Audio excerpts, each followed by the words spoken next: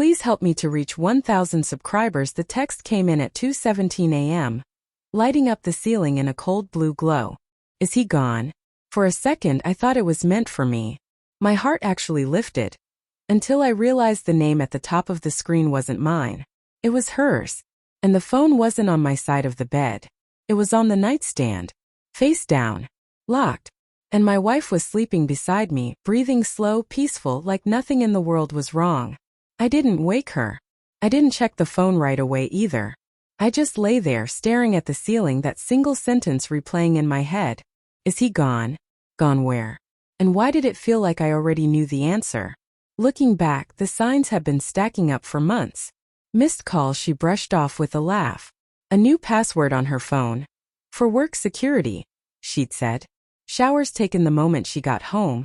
Like she needed to wash the day off her skin. And the way she'd started saying my name less, like it had lost weight in her mouth. I told myself I was paranoid. That marriages go through quiet phases.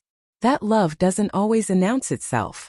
The next morning after she left for work, I finally picked up her phone. My hands were steady, which scared me more than if they'd been shaking. The passcode was our anniversary. That hurt more than anything else. I didn't read everything. I didn't need to. There were heart emojis where my name used to be. Inside jokes I'd never heard. Plans made in half sentences, as if they'd already said the rest out loud somewhere else. And then a message from the same number as the night before. I can't wait until you're finally free. I sat on the edge of the bed and laughed. Not because it was funny, but because some part of me had been bracing for this for a long time. Like my body had known before my heart was ready to admit it. I didn't confront her. I didn't yell or cry or demand explanations. I packed a bag, left my ring on the kitchen counter, and walked out of the house without a word. For 3 days I stayed at a cheap motel near the highway. I ignored her calls. Her texts shifted from confused to angry to desperate. Where are you? We need to talk. Please, this isn't what you think. On the 4th day there was a knock at my door. I knew who it was before I opened it. He looked ordinary. Taller than me maybe. Nervous eyes. The kind of guy you'd pass in a grocery store and forget immediately. He held his car keys like a shield.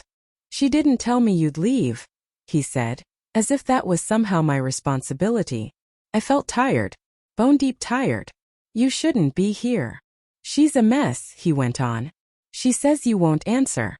I just wanted to explain. Explain what? I asked quietly. How long it's been. Or how you convinced yourself this wouldn't destroy anyone. He swallowed. I didn't plan for it to happen. No one ever does, I said. And for the first time I believed that he believed it.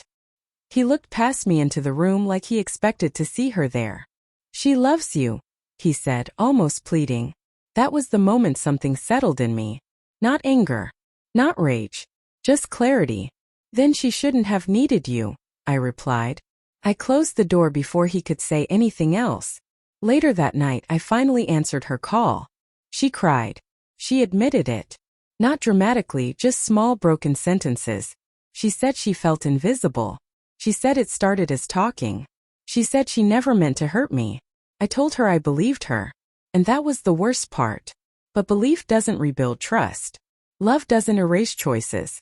And apologies don't rewind time. A week later, I went back to the house to collect the rest of my things. The rooms felt smaller. The memories louder. Every photo felt like evidence of a life that had already ended. I didn't hate her when I left. I hated the version of myself who would have stayed just to avoid the pain. Now months later I'm still rebuilding. Slowly. Quietly. Some nights the betrayal still knocks on my chest. Uninvited. But I don't answer it anymore. I learned that walking away without a word wasn't weakness. It was the first honest thing I'd done for myself in years.